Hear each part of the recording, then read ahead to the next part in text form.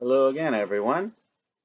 Today's video is going to be a short story titled Polar Bears in the Arctic. And then we're going to practice the short vowels for A, E, I, O, and U with a bonus activity.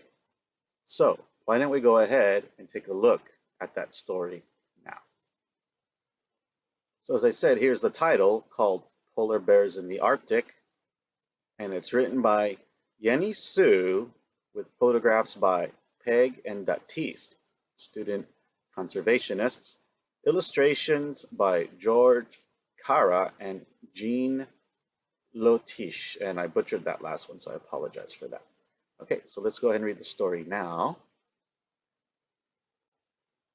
Peg and Baptiste go to the Arctic Circle to learn about Arctic animals. They can't wait to see a polar bear. The Arctic Circle is a cold and snowy place.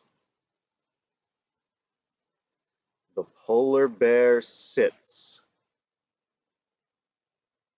The polar bear digs.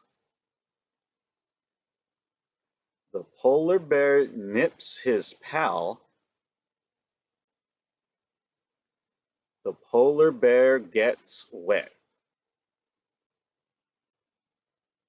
The polar bear jogs.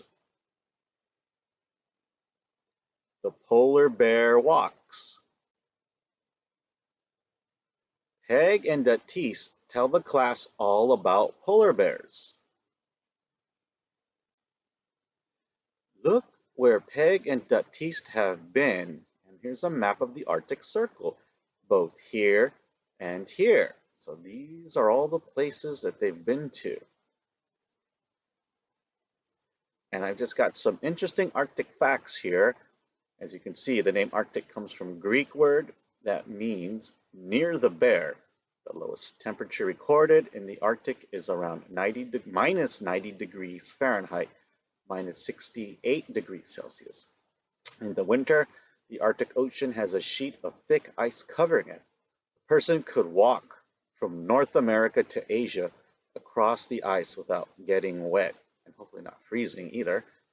In the summer, the ice sheet melts, creating large blocks of ice floating in the water.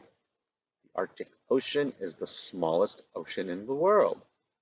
Polar bears have black skin underneath their white fur. So I just thought I'd give you some Arctic facts here. Here's the bonus activity. And I want you to identify the words in the story that have each of the following sounds. You will not list all the sounds below.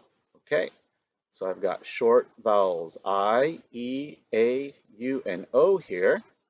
And I just want you to identify all the words in the story that have these short vowels here. Now, not all of these short vowels will be used, so don't stress if you can't find one, okay?